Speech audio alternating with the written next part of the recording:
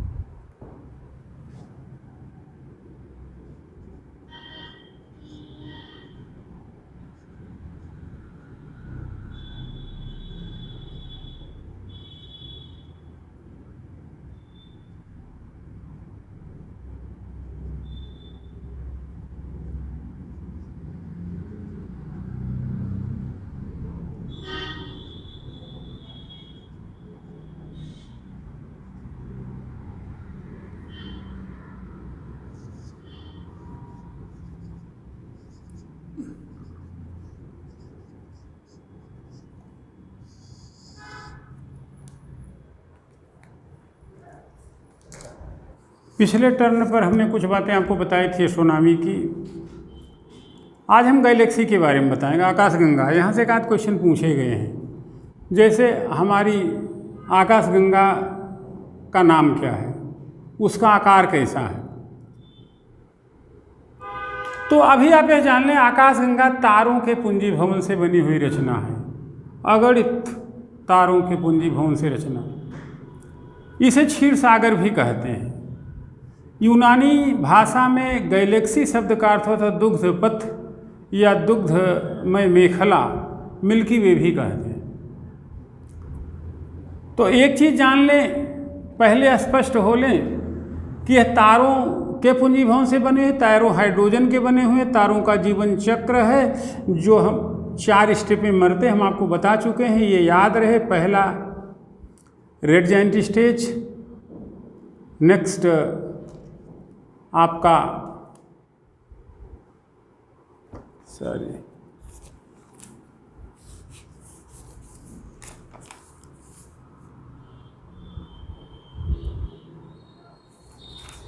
Red giant stage, supernova stage, and third one is the neutron और pulsar stage, and last black dwarf stage या मृत्यु का तारा, black hole भी उसे कह सकते हैं। तो हमारी आकाशगंगा तारों के पुंजी भवन से बनी हुई आकाशगंगा को अंग्रेजी में गैलेक्सी कहेंगे। हमारी आकाशगंगा का नाम क्या है? तो हिंदी में आप मंदाकिनी जाने, अंग्रेजी में कहीं कहीं मिल्की वे कहा जाता है। तो टिक लगाने के लिए मंदाकिनी या मिल्की वे करें, लेकिन सही बात है कि मिल्की वे और गैलेक्सी में अंतर है। मिल्की वे रात में दिखाई पड़ने वाले तारों की धवल पट्टिका है, जो नीरो आकाश में रात्रि में घर के बाहर, खेत खलिहान के बाहर में सोते हुए आप देखते हैं, उसे कहा जाएगा मिल्की वे। और 3 घूर्णनशील भुजाएं धन एक स्पष्ट सघन केंद्र जिसमें ब्लैक होल और क्वासर्स जैसी रचनाएं भी हों, उसे कहा जाएगा आकाशगंगा। यानी कि आकाशगंगा के लिए 3 घूर्णनशील भुजाएं हों जो सर्पिलाकार हों, तस्तरी सदृश जैसी हों, जिनके केंद्र में एक ब्लैक होल हो, क्वासर्स जैसी रचना हो, बल्ज उभार हो, जिसे केंद्र कहेंगे, उसे कहा जाएगा आकाशगंगा। तो इस तरीके से कह सकते हैं कि मिल्की वे गैलेक्सी का एक भाग है, पूरा पूरा हिस्सा नहीं है। मिल्की वे में जो रात में दिख रहा है तारों की पट्टी, वो है मिल्की वे, और 3 घूर्णनशील भुजाओं से संपृक्त सर्पिलाकार तस्त्री सदृश जिसके केंद्र में ब्लैक होल है से सजी रचना, बल्ज यानी कि केंद्र है, क्वासर्स है, इसे कहेंगे आकाशगंगा। आकाशगंगा की तीनों भुजाएं नए पुराने तारों से मिलकर के बनी हुई हैं। सबसे अंदर वाले तारे सबसे पुराने हैं, फिर बीच के, इन्हें फिर भ्रूण स्टार या एम्ब्रियो स्टार कहा जाता है। ये सबसे नवीन तारे हैं। तारे टूट रहे हैं, बन रहे हैं, बिखर रहे हैं, बिगड़ रहे हैं, फिर नए तारों की रचना हो रही है। इसे हम सतत सृष्टि के सिद्धांत के रूप में समझेंगे। हमारी आकाशगंगा के केंद्र का भार अगर 1 चम्मच मिट्टी लिया जाए तो वह 20,000 हाथियों के भार के बराबर है। गुरुत्वाकर्षण के कारण बीच के तारे काफ़ी संकेंद्रित हैं और वे नारंगी लाल रंग के हैं। यह क्वेश्चन भी पूछा गया। हमारी आकाशगंगा की आयु 12 मिलियन वर्ष है। 100 बिलियन से अधिक तारे हैं। 7,000 तारे नग्न आँखों से दिखते हैं, जिसमें से अधिकांश हमसे 10,000 प्रकाश वर्ष की दूरी पर स्थित हैं। हमारा सौर परिवार आकाशगंगा से 2800 प्रकाश वर्ष दूर मध्यवर्ती भुजा में अवस्थित है। यह क्वेश्चन भी आपसे पूछा जाएगा। तो मिल्की वे गैलेक्सी का अंतर आप समझ चुके हैं। अंदर असीम गुरुत्वाकर्षण बल के कारण ब्लैक होल की रचना होती है, जिसे हम असीमित बिंदु पर पदार्थ और ऊर्जा के संकुलन की संगति कह सकते हैं, जहाँ पे फिजिकल रूल्स फॉलो नहीं होते हैं। अत्यधिक गुरुत्वाकर्षण बल के कारण वहाँ से तारों का या प्रकाश का निःसरण या निष्कर्षण संभव नहीं होता है। उनसे कुछ रेडियो वेव्स निकलती हैं, जिनके नाते उनके होने का एहसास हमें होता रहता है। यहाँ पे कुछ बातें इम्पोर्टेंट है। प्राक्सिमा सेंटारी एक ऐसा तारा है गैलेक्सी का जो हमारे सौरमंडल से सर्वाधिक पास है, 4.35 प्रकाश वर्ष दूर। सिरस स्टार या डॉग स्टार सबसे चमकीला तारा है। पोलारिस तारा, ध्रुव तारा, इसे भी आप पढ़ लीजिएगा। यह भूमध्य रेखा से 0 डिग्री पर दिखना चाहिए क्षितिज पर, लेकिन दिखता नहीं है। इसके पीछे कारण है स्थलाकृतिक अवरोध। ओरियन नेबुला है, M13 ग्लोबुलर क्लस्टर है। रिंग नेबुला है, बेला सुपरनोवा है, उपग्रह आकाशगंगाएं हैं, सैटेलाइट गैलेक्सी जिसे हम देवयानी गैलेक्सी के रूप में समझते हैं। ये चीज़ें भी इम्पॉर्टेंट रहेंगी। कुछ तथ्य आपके दिमाग में होने चाहिए। हमारे ब्रह्मांड को पुराणों में अंडा सदृश माना गया है। माना गया है कि उसी अंडे में ही सब कुछ छिपा हुआ है। नेक्स्ट, उत्तर पूर्व की नार्डिक सभ्यता में एक विशाल वृक्ष की कल्पना की गई है, जिसकी जड़ों से डालियों तक सभी भागों में चांद, तारे, जीव, वनस्पति आदि के पाए जाने की संकल्पना की गई है। यानी कि हमारा ब्रह्मांड वृक्ष सरीखा है, जिसकी डालियाँ, जिसकी शाखाएँ ग्रह, नक्षत्र, सितारों जैसी हैं। आकाशगंगा असंख्य तारों का विशाल पुंज है, जिसमें अनेक तारे नग्न आँखों से दिखते नहीं हैं। रात्रि को स्वच्छ आकाश में एक चमकदार मेहराब जो आर्क दिखाई पड़ता है, उसी को हम मिल्की वे कहेंगे। इसी को भारत में गैलेक्सी या मिल्की वे या मंदाकिनी कहते हैं, लेकिन तकनीकी तौर पर टिक लगाएंगे मंदाकिनी या मिल्की वे पर।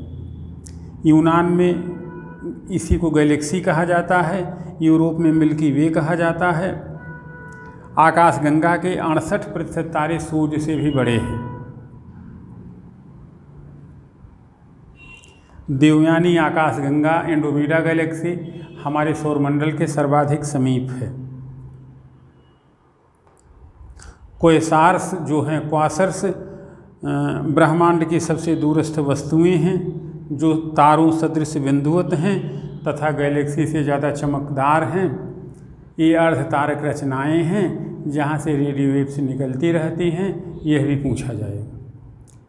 ब्रह्मांड की व्यापकता के संबंध में प्रख्यात खगोल शास्त्री एडिंगटन की एक उपमा आप समझें, जो जेबी नार्लिकर की पुस्तक ब्रह्मांड की झलकों में लिखा गया है कि आप कल्पना करो कि एक जलयान सागर के बीच में खड़ा हो, उसमें आलू के बोरे लदे हों, आलू के बोरे में कीड़ा हो और कीड़ा ब्रह्मांड की व्यापकता को एहसास करे।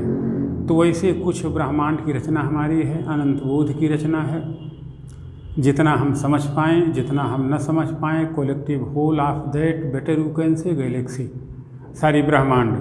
तो ब्रह्मांड को आप ऐसे कह सकते हैं कि अनेक आकाशगंगाओं का मेल, अनेक सौर परिवार, ग्रह, नक्षत्र, सितारे, आकाशीय पिंड, धूल के कण, क्वासर्स, ब्लैक होल इत्यादि से सजी हुई रचना ब्रह्मांड कहलाएगी। 1608 में इंग्लैंड के चश्मे बनाने वाले हानले परसे ने लेंस की दूरबीन का अन्वेषण किया। यह क्वेश्चन आईएएस में पूछा गया। ब्रह्मांड प्रसरणशील है, यह तारों के हमारी तरफ आने और जाने से व्याख्यायित है। इसी को डॉपलर का प्रभाव भी कहते हैं। ये भी आप जान लें। जो आकाशगंगाएं हमसे ज़्यादा दूर हैं, वे उतनी ही तेज़ी से हमसे दूर भागती हैं। इसी को हबल का नियम कहते हैं। हबल ने बताया भी है कि ब्रह्मांड प्रसार पर है। इसी संकल्पना को बेस करते हुए लेमेत्रे ने कहा, जो आज प्रसार पे है वह कभी संकुचन पे रहा होगा, वहीं पे विस्फोट हुआ और फिर सृष्टि की रचना हुई। बिग बैंग शब्द का निर्माण फ्रेड हायल ने किया। आगे पॉइंट इम्पॉर्टेंट, जिन निहारिकाओं का सौरिक द्रव्यमान सोलर मास 0 to 0.1 तक होता है, वे निहारिकाएं तारों की कोटि में नहीं आती हैं। जिन निहारिकाओं का सौरिक द्रव्यमान 0.1 से अधिक होता है, वे ही तारों की कोटि में आती हैं। सूर्य का सौरिक द्रव्यमान 1 माना गया है। चंद्रशेखर सीमा 0.1 से 1.4 होती है। जिन निहारिकाओं का सौरिक द्रव्यमान 0.1 से 1.4 होता है, वे निहारिकाएं निम्नलिखित 4 अवस्थाओं से गुजरती हुई मरेंगी।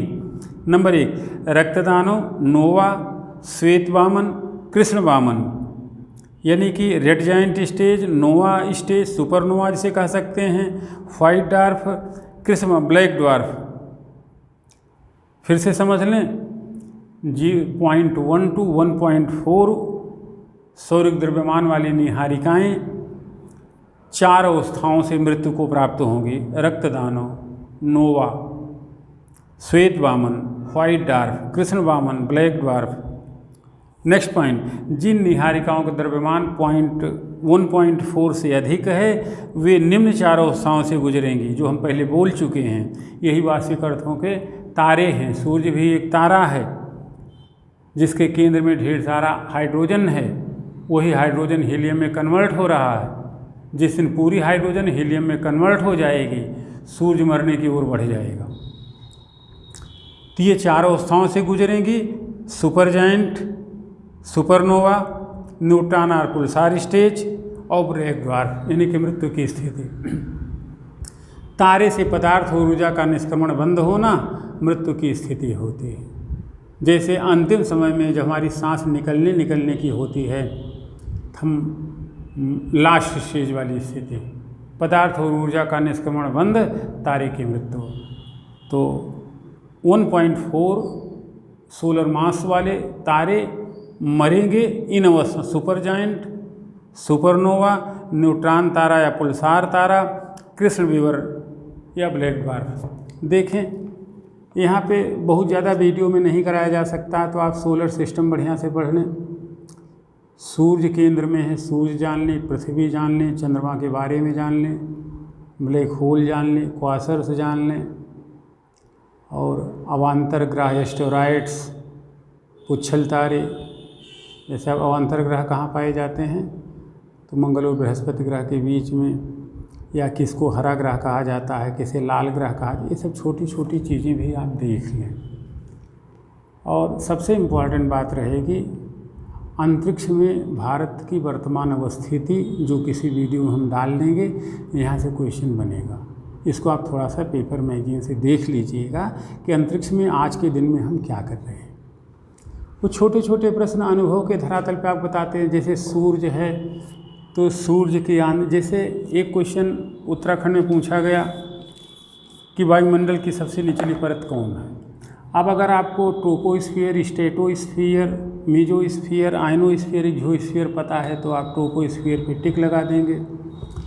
ऐसे तारे की भी आंतरिक संरचना इन 6 भागों में बटी हुई होती है। सबसे नीचे क्रोड़, फिर रेडिएटिव जोन, विकिरण मेखला, फिर संवहन मेखला, कन्वेक्टिव जोन, फिर फोटोस्फीयर, फिर क्रोमोस्फीयर, फिर कोरोना। तो ये 6 परतें जान लें। सौर कलंक क्या है, सौर ज्वाला क्या है, ये सब भी चीज़ें देख लें। जब सूर्य ग्रहण की स्थिति होती है, तो पृथ्वीवासी किस प्रकार से प्रकाश पाते हैं, तो कोरोना से पाते हैं। ऐसे पृथ्वी के बारे में आप देख लें। पृथ्वी की आंतरिक संरचना वैसे तो क्रस्ट, मैंटल, कोर है, 3 पे काम चल गया। लेकिन जब international union of geodesy and geophysics से चर्चा करेंगे तो 6 भागें होंगी: crust, Moho discontinuity area, asthenosphere, mantle, Gutenberg discontinuity area, outer core, inner core. इसे अच्छा से आप हमारी किताब से पढ़ सकते हैं। जियोलॉजिकल टाइम स्केल देख लें, एजोइक में क्या हुआ, पेलियोजोइक में क्या हुआ, मेजोजोइक में क्या हुआ, सीनोजोइक में क्या हुआ, नियोजोइक में क्या हुआ। तो थोड़ी थोड़ी सी चीज़ें आप अपलिफ्टेड महसूस करते हैं। तो ग्रह, नक्षत्र, पुच्छल तारे, अवान्तर ग्रह या बेटर कहें से क्षुद्र ग्रह इत्यादि के बारे में जानकारी प्राप्त कर लें। ब्लैक होल अच्छे से जान लें। ब्लैक होल का शाब्दिक अर्थ है असीमित परिमाण पर पदार्थ और ऊर्जा का संकुचन। बाकी डिटेल यहाँ के विषय नहीं है, हम मेंस में आपको बताएंगे। तो पदार्थ और ऊर्जा का संकुलन, जहाँ से प्रकाश का भी आना जाना न हो सके, वस्तु का आना जाना न हो सके, पड़ने वाली चीज़ रेडियो वेव से बन जाएं, उनसे निकलने वाले प्रकाश से उनके होने का एहसास कर सकें, तो बेटे कहें से ब्लैक होल। जब कोई पिंड 3.2 मीटर प्रति सेकंड स्क्वायर की दर से स्क्वीज करता है तो उसका ब्लैक होल बनता है। यही चंद्रशेखर सीमा है। तो एस्ट्रोनॉमी इन सब जगहों से देखें और ख़ास तौर पे अंतरिक्ष की वर्तमान में स्थिति, चाहे जो हम एक्सपीडिशन भेज रहे हैं या अंतरिक्ष का व्यवसायीकरण हो रहा है या अंतरिक्ष हमारी उपलब्धियां हैं जो हम तमाम सैटेलाइट्स वगैरह भेज रहे हैं, मौसम विज्ञान, कृषि के क्षेत्र में, पर्यावरण के क्षेत्र में, स्वास्थ्य के क्षेत्र में जो उपलब्धियां हम पा रहे हैं, इनको आप थोड़ा सा देख लें तो आप फ़ायदे में रहेंगे। अगला वीडियो फिर यथाशीघ्र आपको अब नियम से वीडियोज आपको संडे और थर्सडे मिलते रहेंगे। आप हमें एंटरटेन करें, लोगों से कहें और हमारे साथ सहयोग मूलक रवैया अपनाएं। हम आप ही नहीं, देश और समाज की बेहतरी के लिए प्रतिबद्ध हैं और उम्मीद है कि आने वाले दिनों में हम आपके साथ मिलकर इतिहास रचेंगे। अनंत शुभकामनाएं। थर्सडे को फिर मिलेंगे। धन्यवाद।